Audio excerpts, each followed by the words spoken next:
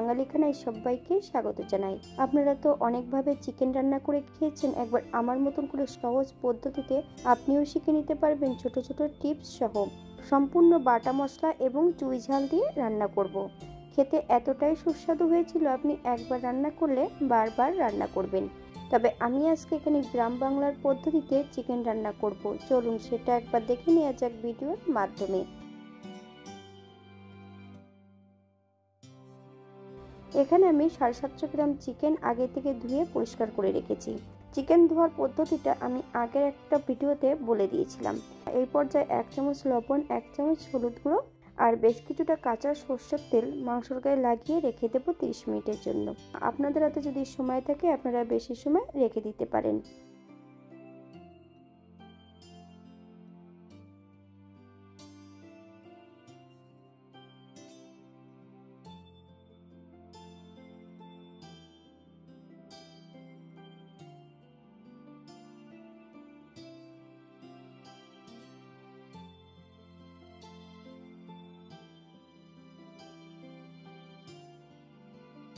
পর্যায়ে একটা কড়াইতে বেশ কিছুটা সাদা তেল অ্যাড করব।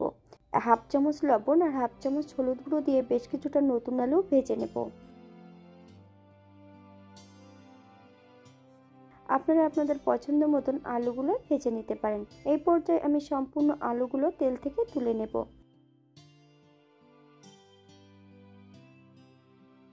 একই তেলে রান্না করব। ফোড়নে রেখেছি সাদা জিরে,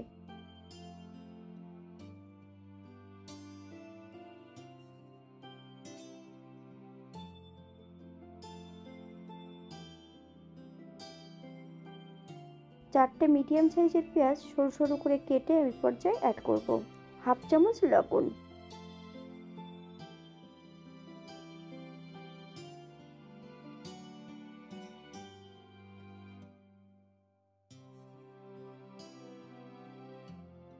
বেশ কিছুটা রসুন বাটা। পেঁয়াজ রসুন থেকে যতক্ষণ কাঁচা গন্ধ বেরোবে ততক্ষণ বেশ ভালো করে ভেজে নিতে হবে।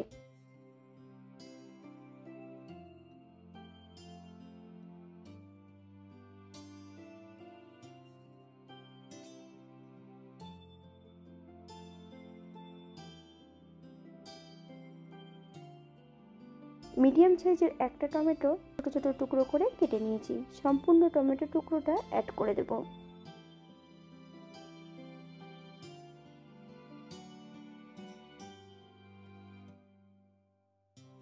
অপর দিক থেকে বেশ কিছুটা মশলা বেটে নেব। আদা, জিরে, ধনে, শুকনো লঙ্কা, চিনি, এলাচ, লং বেশ মিহি করে বেটে নিতে হবে।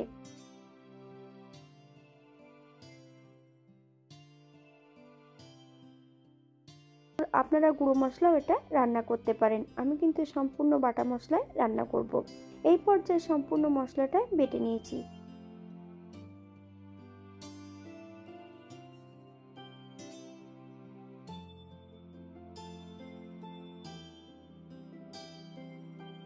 এই পর্যায়ে সম্পূর্ণ মশলাটা অ্যাড করব। 1/2 চামচ হলুদ গুঁড়ো। মিডিয়াম আঁচে বেশ ভালো করে মশলাটা ভেজে নিতে হবে, অথবা যতক্ষণ মশলা থেকে কাঁচা গন্ধ থাকবে ততক্ষণ বেশ মশলাটা ভালো করে ভেজে নিতে হবে।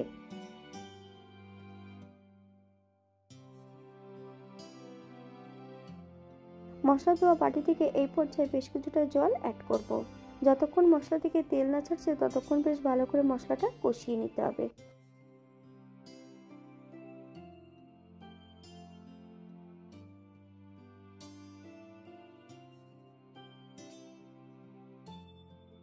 এই পর্যায়ে অ্যাড করব সম্পূর্ণ ম্যারিনেট করা মাংসগুলো। হাই ফ্লেমে বেশ ভালো করে মাংসটা প্রথমে কষিয়ে নিতে হবে।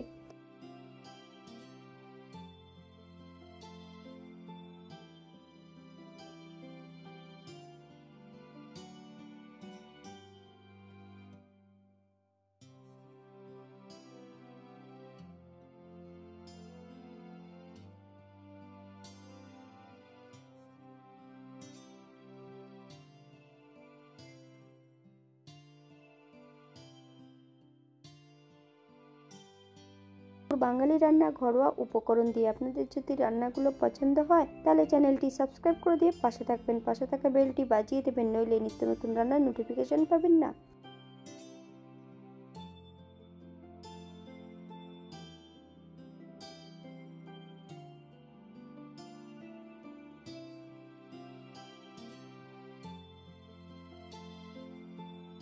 একটা গোটা রসুন, এক টুকরো চুই ঝাল, সম্পূর্ণ আলু ভাজাগুলো মাংসের সঙ্গে বেশ ভালো করে কষিয়ে নিতে হবে।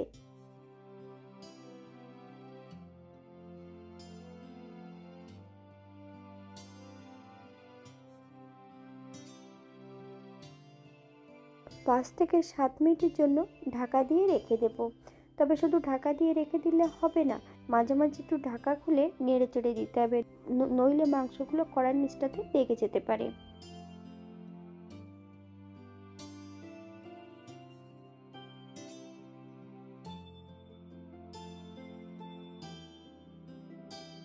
এই পর্যায়ে অ্যাড করব 2 কাপ ঈষৎ উষ্ণ গরম জল। আপনাদের যতটা গ্রেভির প্রয়োজন আপনারা ততটা জল অ্যাড করতে পারেন।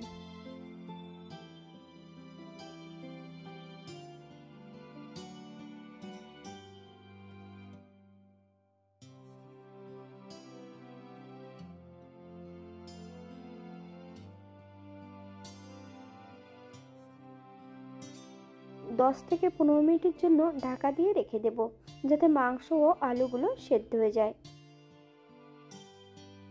15 মিনিট পর এই পর্যায়ে অ্যাড করব 1 চামচ গরম মশলা বাটা। আপনারা যদি পছন্দ করেন তাহলে পরিমাণে বাড়িয়ে দিতে পারেন। বেশ কিছুটা ধনেপাতা কুচি।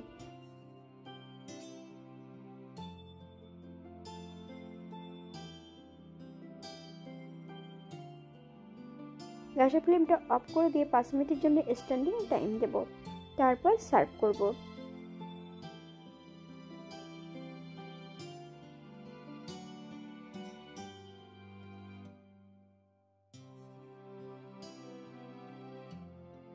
এটা দেখতে যেমন ভারী সুন্দর হয়েছে, এটা গরম ভাতে, রুটি, পরোটা সবকিছুর সঙ্গে অসম্ভব ভালো লাগবে।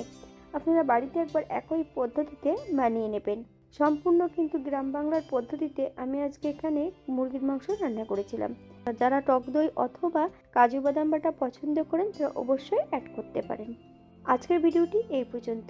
সবাই সুস্থ থাকবেন, ভালো থাকবেন। অন্যদিন নতুন রেসিপি নিয়ে আপনাদের সামনে আবার আমি হাজির হব। নতুন ও পুরনো সকল বন্ধুদের অসংখ্য ধন্যবাদ ভিডিওটি দেখার জন্য। হাতে যদি সময় থাকে তাহলে একটা লাইক, কমেন্ট, শেয়ার করবেন।